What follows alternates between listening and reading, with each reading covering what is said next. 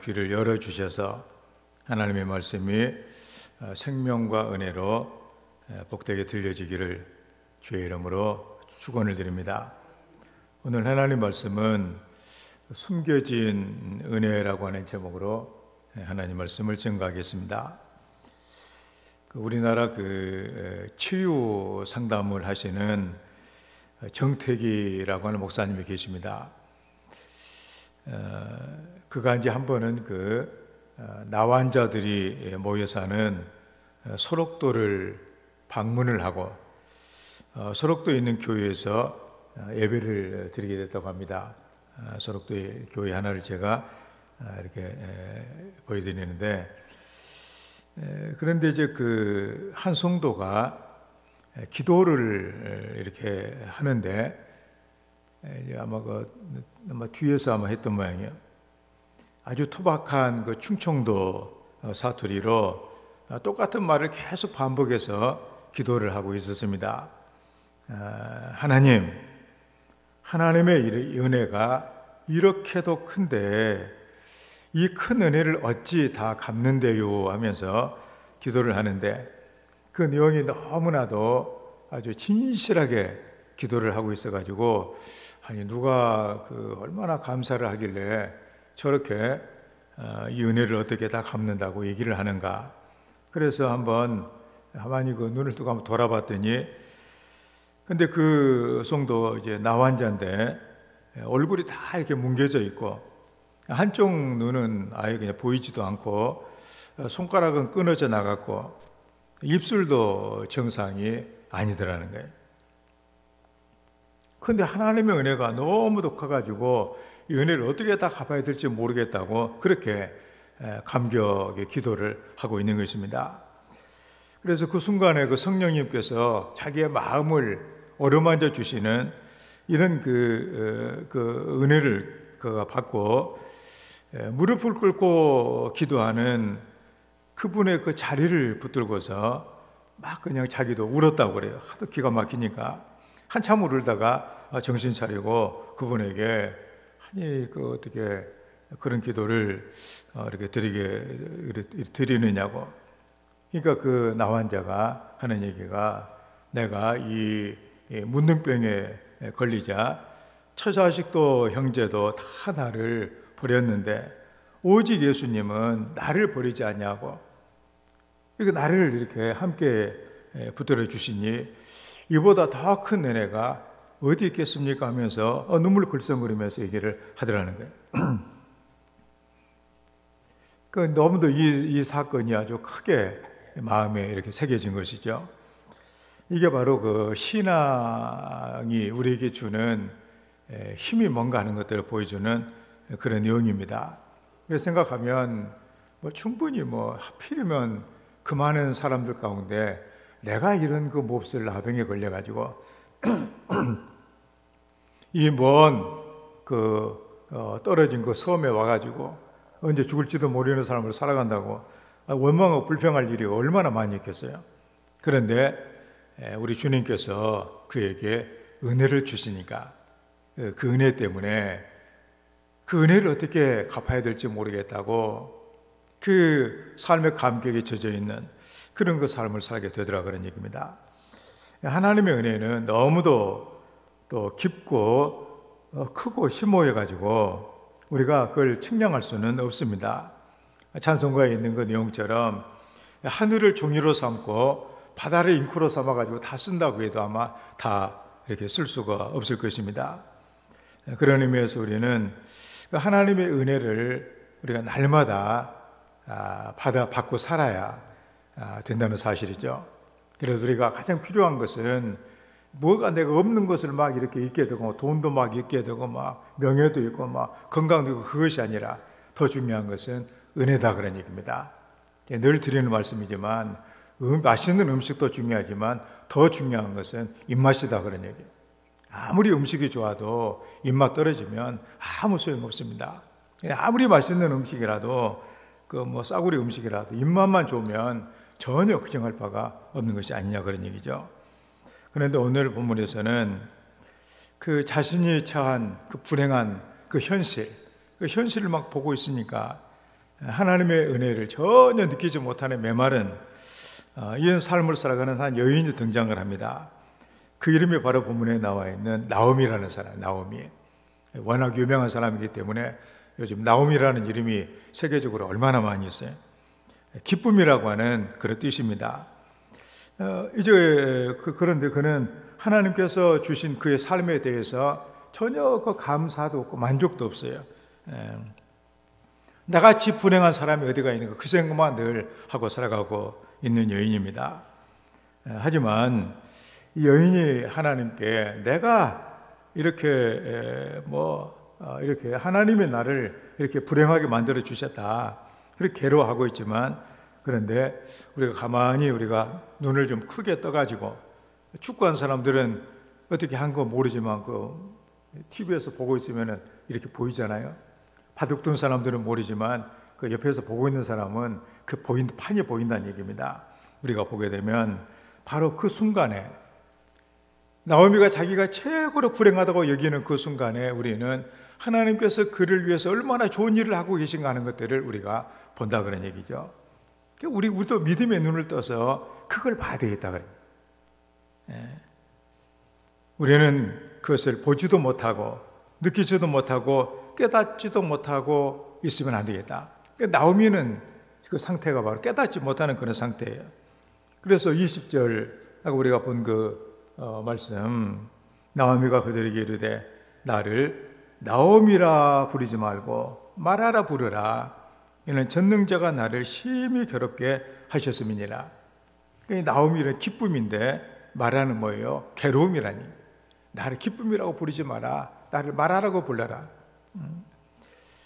이 사건을 우리가 대충 보게 되면 이 나오미는 아마도 그 베들레헴 살고 있는 고향인 베들레헴이 큰 흉년이 들어가지고 남편 엘리멜렉이 우리 살기 힘드니까 이방 나라 모압에 가서 우리 가서 삽시다 그래가지고 두 아들과 함께 모압 땅으로 이렇게 우리를 막 이민을 가요. 그냥 아마도 모압으로 가서 이민 가면 기근을 피하여서 더 좋은 환경과 더 좋은 생활을 할 것으로 생각을 아마 했을 것입니다. 그들은 하나님의 약속을, 하나님의 말씀을 따라간 것은 아니에요. 자기 생각대로, 자기 옳다고 생각한 대로 그냥 했을 뿐입니다. 처음에는 아마 순탄했던 것 같아요. 보니까 두 아들도 그냥 거기 있는 좋은 이런 아가씨 이렇게 해가지고 이렇게 두 아들 다 장가 보내고 그랬는데 얼마 지나지 않아서 남편이 갑자기 죽고 말았어요. 남편 죽었어도 그 두 아들이 있으니까 두 아들 의지하고 이렇게 있는데 그만 두 아들도 죽고 말았다는 얘기입니다. 그래서 나오미는 과부가 된 거예요. 남은 것은 과부 나오미하고 두 아들 자기의 이렇게 며느리 둘 청상 과부, 아주 젊었을 때 아기도 하나 낳지도 과부가 되어버린 두 며느리가 남게 됩니다. 그래서 나오미는 이 슬픔을 어떻게, 이 괴로움을 어떻게 할 것인가? 이 괴로움은 나 혼자 족하다. 그래서 두 이렇게 며느리한테 친정집으로 가라. 아기도 안 낳고 했으니까 나 따라와 봐요. 좋을 일이 뭐가 있겠냐? 그래서 첫째 며느리는 친정으로 돌아갔는데 둘째 며느리 이렇게 룻은 한 번 결혼했으면 나는 그 집의 사람이 이렇게 돼야 된다. 당신의 하나님이 내 하나님이다. 당신이 가는 곳에 나도 가겠다. 하도 같이 있겠다고 이렇게 해가지고 결국 이제 그 시어머니 나오미하고 며느리 룻이 고향인 베들레헴에 다시 돌아오게 됩니다. 그래서 고향의 베들레헴에 돌아오니까 고향 사람들이 아주 반겨줘요. 나옵니다, 나옵니다. 이름이 나오미니까 기쁨이 온다, 기쁨이 온다, 그렇게 했겠죠. 그러니까 너무도 그 소리를 들으니까 너무도 괴로워. 차라리 우리가 그러잖아요. 우리가 예를 들어서 옛날에 부자로 살라고 만석이라고 지었는데 거지가 돼갖고 있으면은 만석아 부르면 얼마나 괴로운 일이겠어요. 그런 식이죠, 그냥. 그래서 나를 이제부터는 기쁨이라고 부르지 말라. 나를 괴로움이라고 불러다오. 그렇게 얘기를 합니다. 그래서 전능하신 하나님께 자기를 이렇게 괴롭게 하고 불행하게 하셨다. 그렇게 고백을 합니다. 어떻게 보면 하나님에 대한 섭섭함, 나를 도와주지는 못할 망정 이렇게 아주 비참하게 만들어 줄 수가 있느냐, 그런 그 섭섭함이 배어있는 그런 거 고백이죠. 그런데 나오미는 하나님의 말씀을 따라간 것은 아니었습니다. 하나님이 가라고 그래서 간 것은 아니에요. 그 남편 따라간 거예요. 그 남편도 그냥 남편 엘리멜렉도 하나님 말씀 따라간 것도 아니고 자기 마음대로 간 거예요. 자기 마음대로 다 해놓고서는 결과가 이제 나쁘거나 불행하게 되어지니까 하나님 탓을 하는 것입니다. 나오미가 불행해진 것, 또 빈손이 되게 한 것, 하나님이 그렇게 섭리하셨겠죠. 그래도 하나님께서 그렇게 할 수밖에 없는 그 이유가 있다면 바로 그 이유가 바로 뭐냐? 나오미 자신에게 그 문제가 있다는 사실입니다. 우리는 오늘 내가 왜 힘든가? 내가 왜 불행한가? 이 원인을 뭐 다른 사람이라든가 또 다른 이런 그 이유를 우리가 또 하나님에게 그 이유를 찾아서는 안 되겠다 그런 얘기입니다. 하나님이 섭리를 하신다고 해도 우리는 그렇게 말해서는 안 되는 것이죠. 우리가 살다 보면 종종 다른 사람의 실수나 잘못 때문에 내가 정말 힘들게 살아가는 경우들이 있게 됩니다. 실컷 내가 믿고 그냥 돈을 이렇게 빌려줬는데 그 돈만 먹고 그냥 이렇게 도망을 갔다든가 그러면 얼마나 그 힘든 일이겠어요. 그래도 그 원인을 자신에게서 찾아야 된다 그런 얘기죠.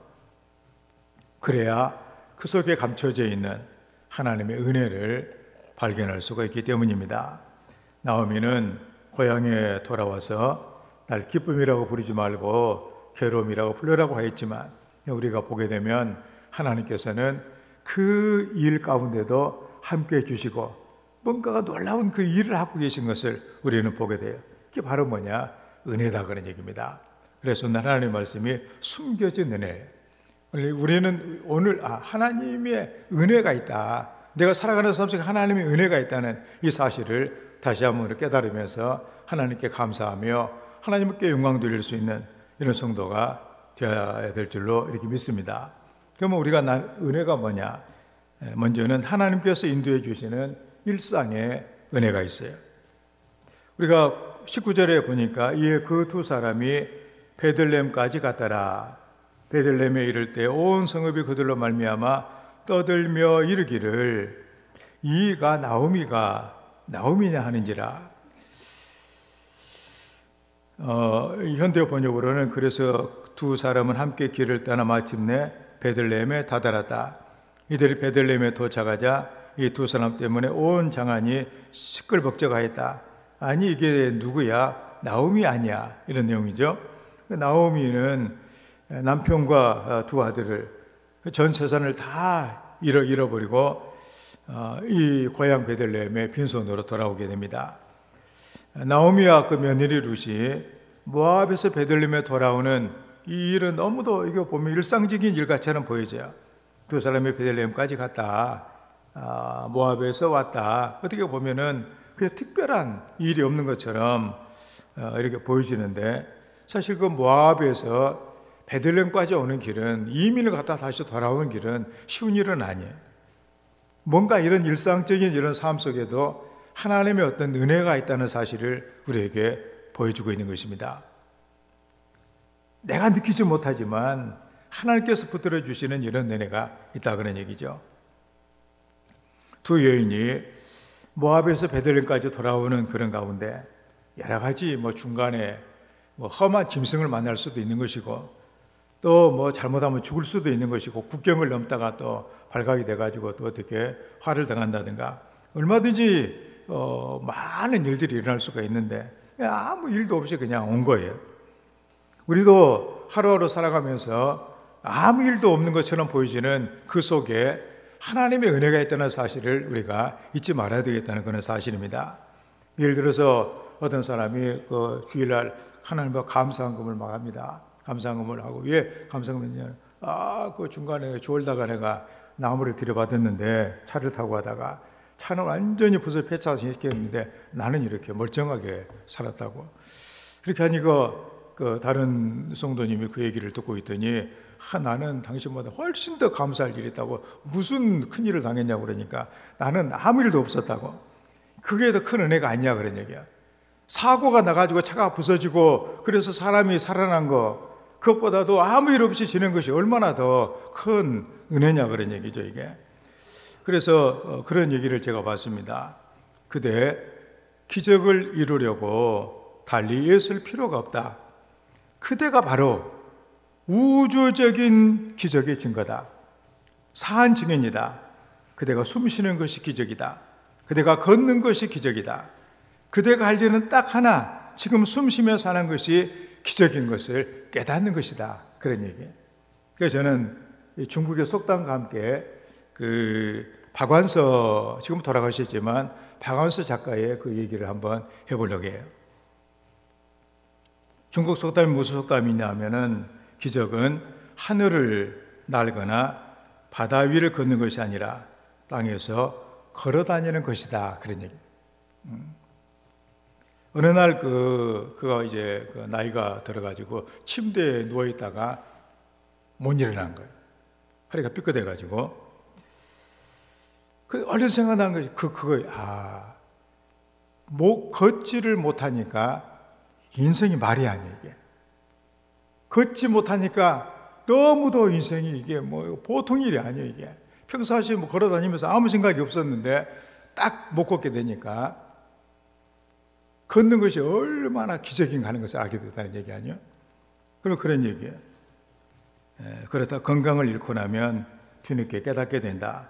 자유롭게 숨쉬고 혼자서 일어나고 내 마음대로 걸어 다니고 좋아하는 사람들과 웃으며 이야기하고 함께 식사할 수 있다는 것이 얼마나 큰 기적이라는 것을, 그러면서 이제 그 더 밑에 있는 얘기가 나오고 있습니다.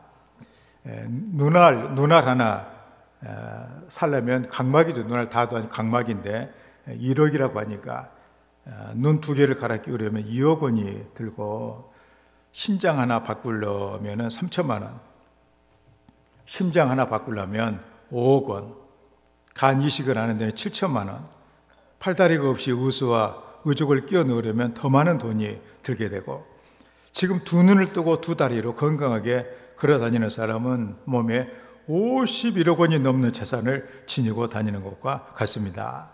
그리고 갑작스러운 사고로 구급차에 실려갈 때 산소호흡기를 쓰면 1시간에 36만 원을 내야 된다고 하니까 눈, 코, 입 다 가지고 2다리로 걸어 다니면서 공기를 공짜로 마시고 있다면 하루에 860만 원씩 버는 셈입니다.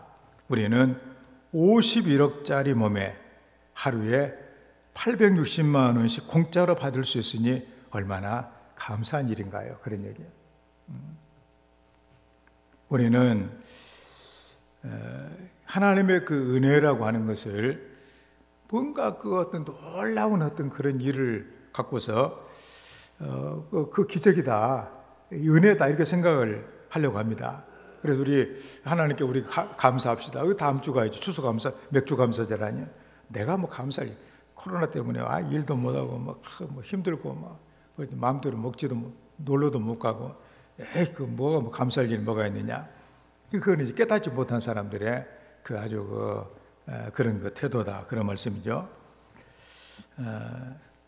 우리가 시편 104편을 우리가 보게 되면 여호와를 성축하라, 그러면서 그 시편의 성도는 한번 세상 가만히 이렇게 아주 보았더니 자기가 이렇게 살아가고 있고, 또 해가 늘 정한 시간에 이렇게 떠오르고, 그 다음에 낮에는 험한 사자 같은 이런 짐승이 굴 속에가 있다가 사람이 잠자는 밤에 또 나와서 다니고, 이런 것만 생각해도 하나님께서 하시는 일이 얼마나 대단하고 감사한가. 또 바다가 또 이렇게 바닷물이 거기에 모여 있고, 또 육지가 또 따로 구분이 되어 있고, 이런 걸 생각하니까 너무도 대단한 하나님의 섭리에 대해서 찬양한다고 그런 고백이 나와 있는 것을 이렇게 보게 됩니다. 일상의 소중함, 일상에 대한 은혜를 날마다 느끼며 살아간다고 하는 것이 사람을 얼마나 복되게 하는 거예요. 예를 들어서 부모가 애를 그렇게 잘해주고 있는데 그 애가 나한테 해준 것이 뭐냐고 이렇게 하게 되면 부모가 기가 막히죠, 이게. 그렇게 해서 있는 그 자체만 해도 얼마나 감사한 일인데, 중국의 가장 좋은 태평시대를 요순시대라고 합니다. 그 요순시대, 그때 그 사람들이 하는 그 격양가라고 하는 노래가 있는데 그 노래 내용을 보면 그거예요. 아침에 일어나서 일을 하고 저녁에 들어와서 또 쉬고 또 우물을 파가지고 물을 마시고 임금의 덕에 나한테 뭐가 내가 있는 것이 뭐가 있느냐, 그런 그 격앙가로 가는 그런 시입니다. 제가 정확하게 내가 그 내용은 바로 그런 내용이에요. 그러니까는 태평시대라는 것이 뭐냐, 그냥 평범한 일상이다 그런 얘기예요. 그때 중국에서 가장 좋은 요순시대, 그때가 바로 그런 거예요. 그 자기 그냥 하고 싶은 대로 하루 종일 살고, 이게 바로 그게 가장 좋은 시대. 만약에 그때 전쟁이 나도 전염병이라 돌아다니고 하다면 얼마나 그 힘든 일이겠어요 그게. 지금도 세계 곳곳에 전쟁이나 내전 때문에 항상 갑자기 부모님이 막 폭격에 돌아가시고 그냥 집이 막 폭격으로 무너지고 병 때문에 막 죽어나가고 이렇게 되는 사람들이 얼마나 많아요. 제가 주보에다도 해놨는데 감사할 이유에 대해서 쭉 보면은 그런 내용도 쭉 이렇게 나와 있는데 보는 것 가운데 뭐가 있냐면은 우리가 밥을 이렇게 먹고 옷을 입고 살 집이 있는 것만 해도 세계 4분의 1에 해당되는 거예요. 이게 세계 75%는 이게 없는 거예요. 이게 먹고 입고 자는 곳이 없다는 사실입니다. 갖춰지지 않는다 그런 얘기죠. 그리고 우리 자유롭게 이렇게 나와서 예배를 드리는, 그러지 못한 사람들이 세상에는 몇 명이냐, 30억 명이나 있다 그러냐. 이런 내용을 볼 때 내가 누리고 있는 것이 참 이건 대단한 것이다. 은혜를 깨닫는 순간에 은혜가 더 불어나게 돼요. 이게 인생의 복되게 되는 것이죠.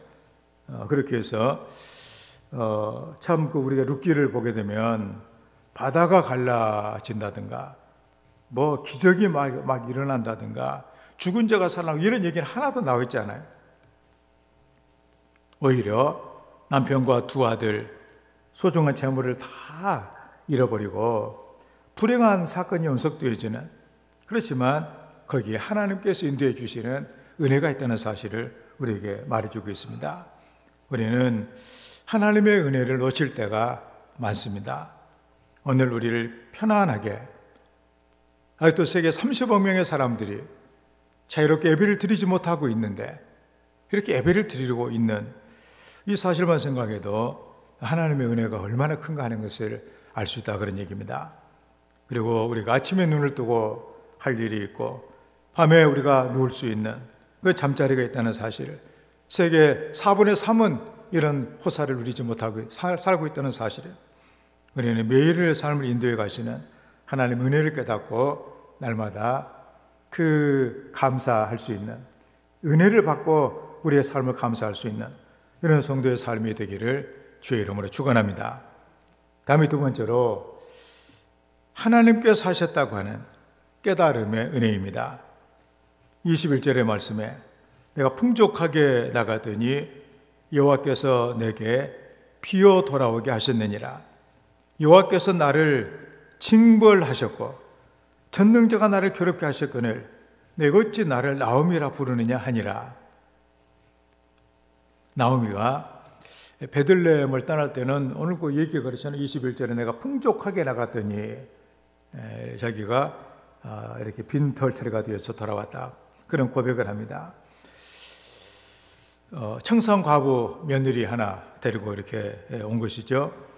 이렇게 나오면은 자기의 모든 것을 다 잃어버린 그 배경에 이것이 바로 하나님께서 사실은 일어난 사실을 그가 깨달았다고 말해주고 있습니다. 내가 운이 나빴다, 누구 때문에 그래 내 생각하지 않냐고 하나님께서 이렇게 하셨다 그런 얘기예요. 이 교훈을 깨닫는 것이 상당히 중요합니다. 왜냐하면은 그래야 올바른 실마리를 찾을 수 있기 때문이에요.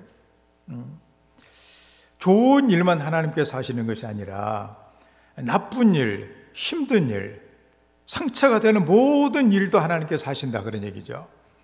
누가 나의 마음을 아프게 했을 때 그 사람이 나를 그렇게 했다, 그 사람을 미워하지 말란 얘기죠. 하나님께서 주신이다. 왜 하나님께서 하셨는가? 그걸 깨닫게 됐을 때 인간은 비로소 은혜를 받게 된다는, 그 은혜 가운데 살아가는 인생이 된다 그런 얘기예요.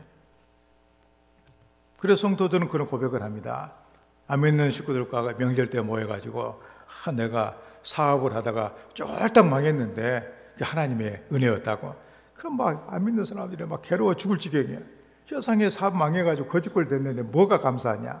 뭐가 은혜냐? 그렇지만 하나님은 하나님께서 해주셨다고 하는 그 고백 가운데 은혜가 있다는 사실이에요. 대개 사람들은 자기가 잘 되고 복을 받았을 때는 하나님의 은혜라고 고백을 하지만 손해보거나 어려움이 찾아오게 되어지면 하나님의 은혜로 생각을 안 씁니다. 누구 때문이라고 얘기를 합니다. 남을 탓하고 원망을 합니다. 그리고 하나님의 사랑을 의심을 합니다.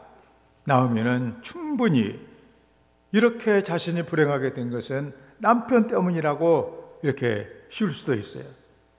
뭐 때문에 남편이 여기서 그냥 버티고 살지 다른 사람도 더 사는데 뭐 때문에 가자고 했는가? 남편 잘못 만나서 이 고생을 했구나.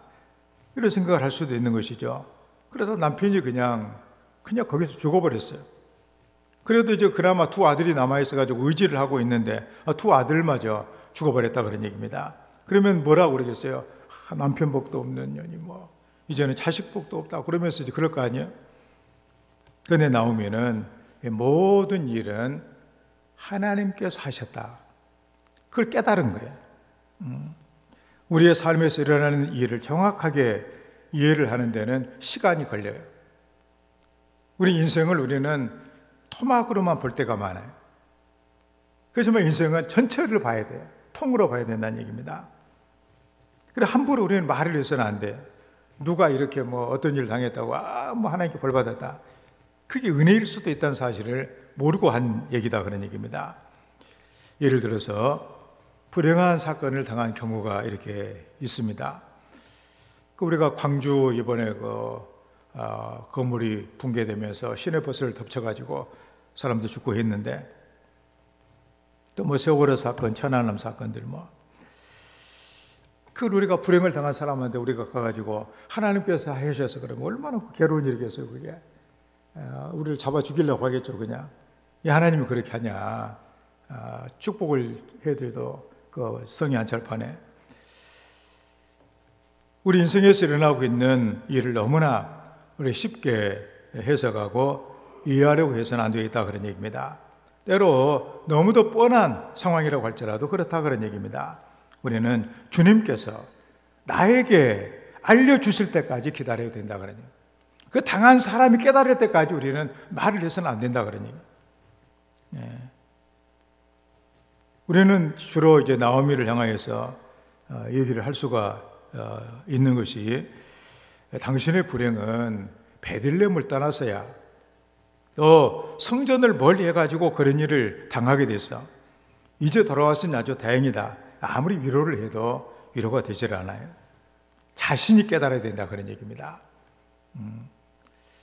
한 사람을 소개하면 김동현이라고 하는 판사예요. 저 사람은 시각장애자 판사입니다.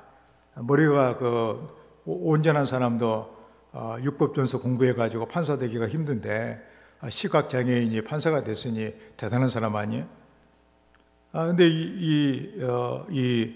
저 김동현 판사는 어렸을 때부터 공부를 아주 잘했답니다. 중간에 이제 중도에 실명된 사람인데 그래서 카이스트에 가가지고 IT에 관한 공부를 했어요. 그리고 이제 이렇게 로스쿨에 가가지고 IT 관련 변호사가 되겠다고 연세대 로스쿨에 들어갔는데 눈이 좀 안 좋았는지 라식 수술을 하다가 눈을 떠봤더니 눈이 안 보인 거예요. 그래서 실명된 거예요, 그냥. 신경이 다 죽어가지고. 의사가 의료사고예요, 그냥. 그러니 여러분 생각해 보세요. 창창한 앞날에 눈 좀 잘 보이려고 수술했는데 끝나고서 아무것도 안 보이고 이제는 손도 못 쓰게 됐으니 얼마나 막막한 일이겠어요. 기가 막힌 그 상황에. 그런데 이렇게 좌절의 깊은 늪에 빠져가지고 방황을 할 때 어떤 승려가 자기 아마 집안이 아마 이렇게 절에 이렇게 올려놓고 다니고 그렇게 했던 모양이에요. 그래서 한번 눈을 한번 뜨기 위해서 한번 그러면은 이렇게 한번 한 달 동안 3,000배를 해보면 어떻겠느냐 그 얘기를 하더래요. 그래서 뭐 아이고 그래 눈만 뚫리면 3,000배가 문제냐. 그 자기는 한 달 동안 3,000번 절을 하면 될 걸로 생각을 했는데 하루에 3,000번씩 하라는. 한 달 동안 그렇게. 그래가지고 3,000배를 하려면은 엎드렸다 일어났다 이것을 계속 반복을 하면은 시간이 얼마 10시간 반이 걸려요. 10시간 반이.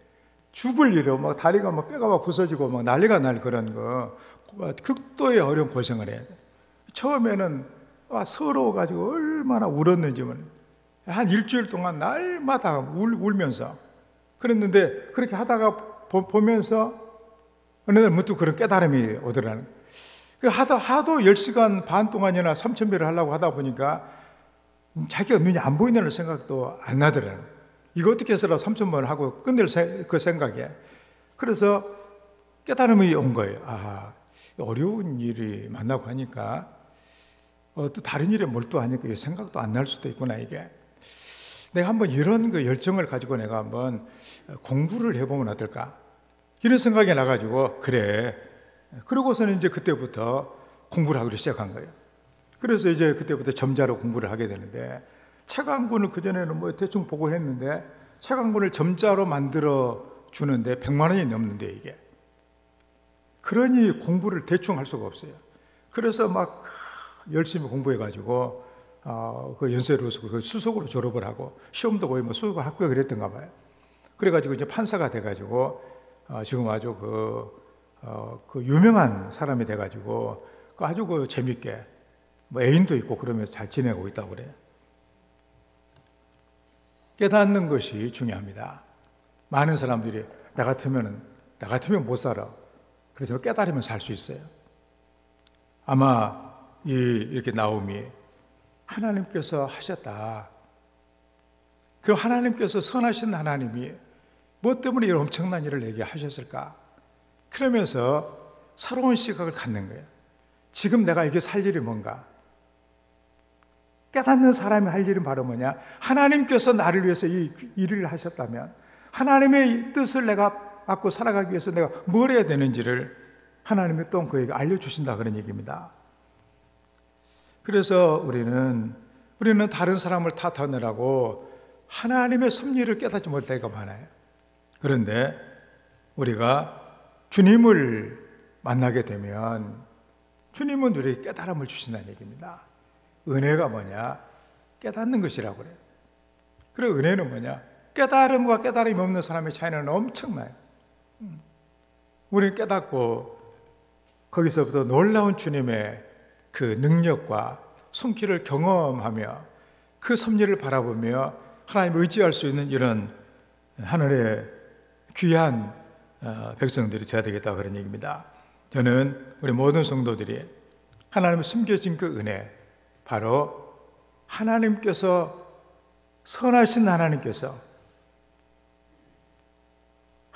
왜 내게 이걸 하셨는가, 이걸 깨닫고 하나님이 원하시는 방향으로 우리의 삶의 방향을 틀고 나갈 수 있는 이런 성도의 삶이 되기를 주의 이름으로 축원합니다. 다음에 세 번째로 하나님께서 채워주시는, 섭리하시는 은혜예요. 22절 말씀에 나오미가 모압 지방에서 그의 며느리 모압 여인 룻과 함께 돌아왔는데 그들이 보리 추수 시작할 때 베들레헴에 이르렀더라. 현대 번역은 나오미가 모압 여인인 며느리 룻을 데리고 모압 지방을 떠나 베들레헴에 도착한 때는 보리를 거둬들일 무렵이었다. 그래서 여기서 우리가 이렇게 보게 되면 뭐 별거 마음 우리가 보면은 그 뭐 두 과부가 돌아왔는데 근데 중요한 것이 뭐냐? 모압 여인인 이방인 이스라엘 사람들이 그 뭐 완전히 그 사람 취급도 하지 않는 이방 여인 룻을 데리고 왔는데 이게 바로 뭐냐? 하나님께서 주시는 놀라운 은혜였다는 사실이에요. 자신을 반겨주는 고향 사람들, 떠날 때는 풍족하게 떠났는데 돌아올 때는 아무것도 없었다. 빈손이었다. 아무것도 없어요. 재산은 물론이거니와 남편 또 두 아들 다 잃어버리고 눈에 보이는 이 나오미는 아무것도 없었어요. 그런데 그에게는 뭐가 있었느냐? 바로 며느리 룻이 있었는데 그는 이스라엘 사람 치고도 않는 이방 여인이었어요. 그런데 자기가 노력해서 얻은 그 며느리는 아니에요. 그런데 그 며느리가 나오미의 일생을 완전히 바꿔버리는 이런 일을 나중에 하게 된다는 사실입니다.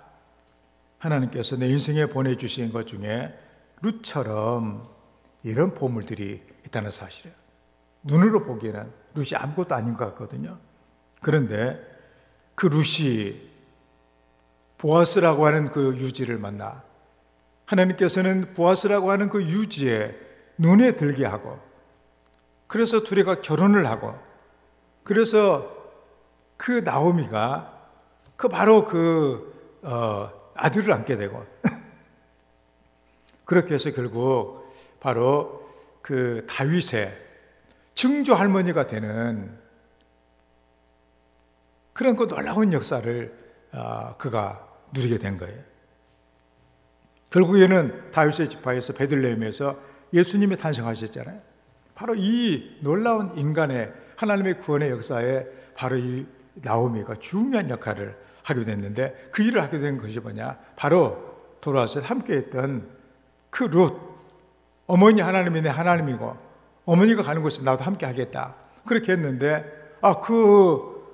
며느리, 아주 보잘것없는 며느리 같이 보였는데 그 며느리를 통하여서 하나님은 그 인생을 완전히 바꿔놓을 뿐만이 아니라 세계를 바꿔놓는 이 놀라운 일을 하셨다 그런 얘기입니다.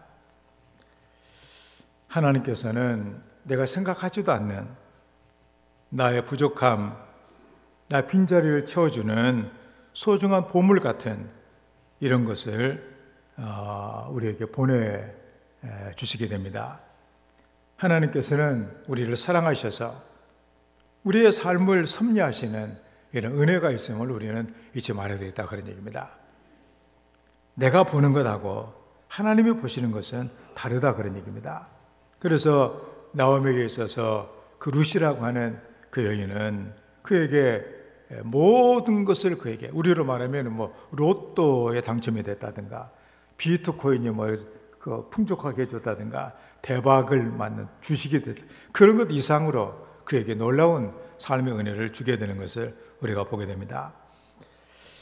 우리는 오늘 말씀을 통해서 하나님의 사람들이 어떻게 하나님의 그 은혜를 발견하고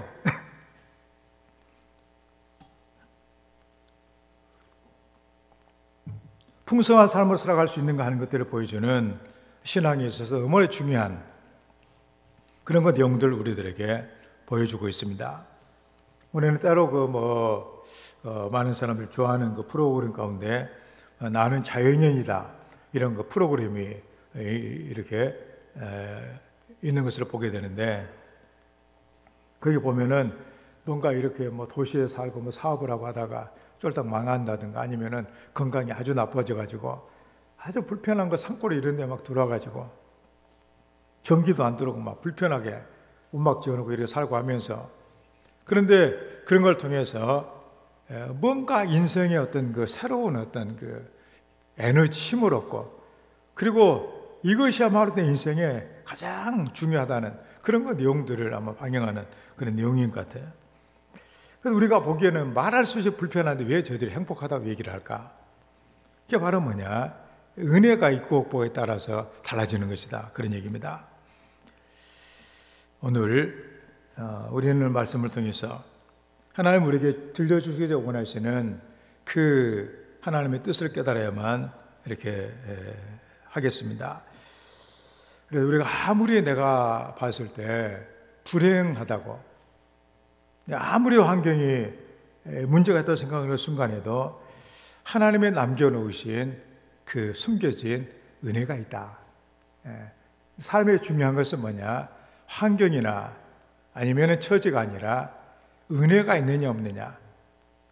물론 환경도 중요하긴 합니다. 더 중요한 것은 뭐냐? 은혜라고 하는 것을 우리가 알아야 되겠다는 사실입니다.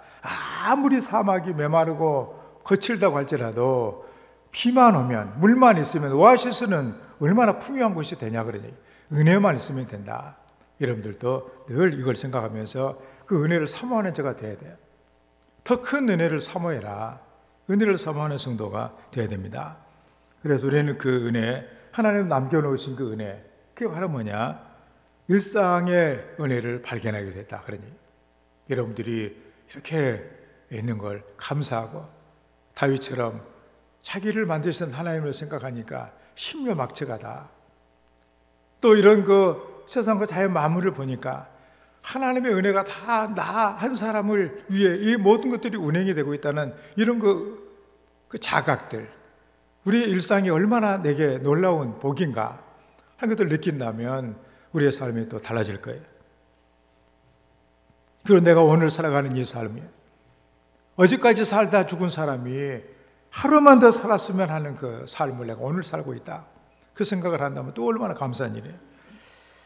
우리 은혜를, 여러분의 매일의 삶 속에 모든 것이 은혜가 되어지는 이런 역사가 있기를 이렇게 바라고, 그리고 이해가 안 되고 설명이 안 될지라고 할지라도 하나님께서 이렇게 하셨구나, 하나님께서 하셨다고 하는, 그래서 하나님의 뜻을 깨닫게 되어지는 이런 은혜, 그 은혜를 성령을 통해서 여러분들이 발견하기를 바랍니다. 그리고 하나님께서 나오미에게 룻과 같은 이걸 남겨주신 것처럼 우리도 참으로 내 삶을 위해 하나님께서 소중한 것들을 내게 붙여주신 것이 있다. 그 은혜를 우리가 발견하고 그걸 통해서 우리의 인생을 새롭게 만들어가는 우리 예수 그리스도의 그 능력과 처음에 말했던 그 나 환자, 예수님을 만나고서 모든 것이 다 나를 버렸지만 예수님은 나를 붙들어 주셨다. 너무나 감사하다. 그거 아니에요? 여러분의 삶에 숨겨진 은혜를 여러분들이 발견하고 은혜 때문에 날마다 사는 것이 감사하고 힘들고 어려워도 찬송하면서 승리의 삶을 살아가는 귀하고 복된 은혜가 있기를 주의 이름으로 축원합니다. 말씀을 생각하면서 하나님의 숨겨주신 그 은혜들을 내가 발견하고 내 삶의 모든 것들이 감사가 되고 기쁨이 되는 은혜를 받고 살아갈 수 있도록 함께 해주시라고 우리 함께 기도합니다. 아버지 하나님이여, 오늘 참으로 모든 것을 잃어버린 그런 나오미가 하나님께서 주신 은혜를 깨닫고 또 새롭게 놀라운 은혜를 경험한 것처럼 우리의 성도들도 험하고 힘든 삶의 현실을 겪으면서 또 날마다 어려움과 고난을 만난 그런 삶을 살지라도 하나님께서 숨겨놓으신 은혜를 발견하고 그곳에서 감사와 기쁨을 누리며 승리의 삶을 살아갈 수 있는 주의 복을 내려주시기를 간절히 기도합니다. 하나님께서 함께 해주셔서 복 있는 삶을, 늘 승리의 삶을